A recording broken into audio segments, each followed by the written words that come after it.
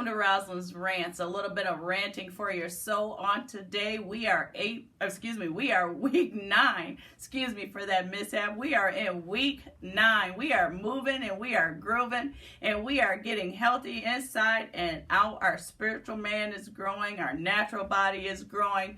And last week we talked about it's not over. But before we get into what we're going to talk about on today, I just want to know, have you liked any of the videos? Have you shared them with your friends? Have you subscribed to Rosalind's Rants? It's actually going to be under Rosalind's Pryor's Inspiration because that is the whole business. But right now we're doing Rosalind's Rants. We are getting healthy in the inside. We are getting spiritually connected correctly. We are learning to build up ourselves in everything that we do. We are empowering ourselves to be all that we can be. We are moving and we are grooving. We are in week 9. I want to take a little bit of time today to answer some of the questions that has either been inboxed to me or people that have come to a couple of the book signings and they've asked me these questions. And I want to take time to answer those questions. And if you have questions for me, please make sure that you comment below or you follow us on social media and I'll make sure that I answer your questions as well. But one of the questions I thought was important to answer, if you've read Shackled, the first book, you would know why I've been asked this question. But the first question that I want to answer is, do I have a normal relationship with my mother? I don't know what's considered to be a normal relationship, but I do have a relationship with my mother. She actually spent Thanksgiving with us. There's a favorite show that she wanted to catch up on, and she stayed over and she caught up on her show. We have a relationship, yes, we do. But I don't know what is considered to be normal. If you read the first book, you know that I grew up living from home to home. I grew up in foster care. I went through a few obstacles in life that some people may have or may have not went through some of those obstacles, but I didn't grow up totally with my mother. I knew who she was. I know who she is now. I didn't grow up with my father, but I have a relationship with her, but I don't know what's considered to be a normal relationship. And if somebody wants to tell me what normal is, maybe I can answer that question a little bit better for you. But yes, I do have a relationship with my mother. Then another question was asked, how long did it take for you to write your story? One of the people that follow me on social media, they're in the process of telling their story, and they wanted to know how long has it taken me to tell my story. Well, for me, I've always journaled. I've always been a writer.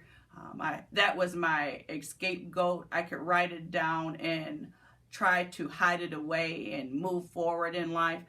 So I've always written down my story, but to put a pen to paper, it's been almost 2 years now. I'm going on 3 years of writing my story to try to help other people overcome whatever it is that they went through. If you've grown up in foster care, that is not your final destination. If you've been raped or if you've been molested, that's not your final destination. I've went through some of those same things that you have if you've ever had one of those obstacles. And it wasn't who made me, but helped me become who I am, if that makes sense. I don't know what normal is, so I'm trying to work on that one. So if somebody wants to tell me what normal is, maybe I can answer these questions a little bit better. But I've always journaled. I've always written stuff down.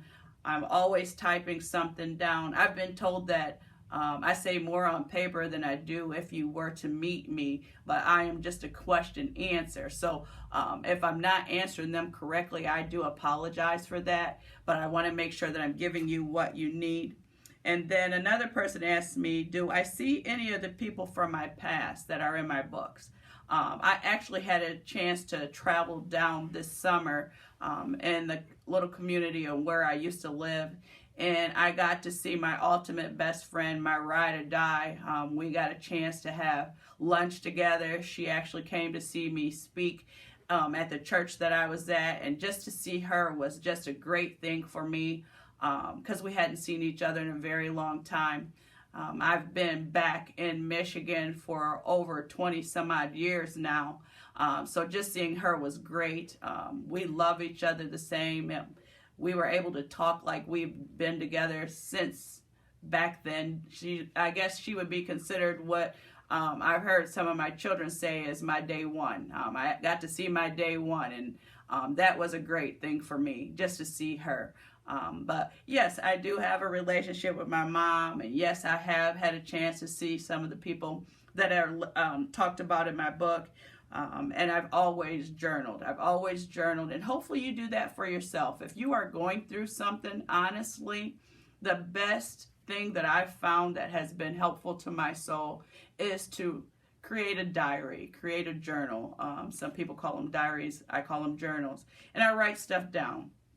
And as I write it down, I may go back to it a week or so later and come up with a plan of how I can overcome whatever that obstacle was that I faced. Even if it's somebody that has made me angry about something, I'll write it down, and then I'll try to work through it. Not everything do you talk about to people. Sometimes it's best if you write it down. It's best if you pray about it. It's best if you try to work it out yourself with God, because some people will tell you one thing that you should do about a situation, and it may not necessarily be what they would do, but they'll give you their view and not truly what's going to help you work through it. So the best thing that I would tell someone to do is to write your stuff down, journal, pray about your situation, ask God, seek God's face for the things that you are seeking after in order to move forward, because not every time are you going to get the right answer from somebody. And so do that for yourself, honestly. Find normal for you, because normal for someone else may not be your normal, and that's okay if it's not. You have to find yourself moving forward and going where God has created you to be. And if you have different obstacles that you're facing, make sure you do write them down. Look past your past and see something great for yourself. And once you learn to do that, you'll become a better person for you, for your family, for the people that you come in contact with on a daily basis. You'll be able to help them. You'll be able to move forward, and you'll be able to have strength. And, you know, I really enjoyed this time, this 9 weeks that we have spent together. It's actually helping me too, being in front of the camera and talking to you guys. And if there's things that you have that you want to ask me, or there's things that you need, I want to make sure that I'm here for you. And we have made it through these 9 weeks. We're going to make it to 10. We got 90-day journey on this healthy living. But I just want to tell you guys, I'm here for you. I love you guys. I'll be praying for you. I pray for the people that I don't even know that are subscribed, because I want you to have healthy living as well. And just guess what? Guess what, guys? We are done with this one. I'll see you next week. We'll have a good time next week when I see you. Have a good one.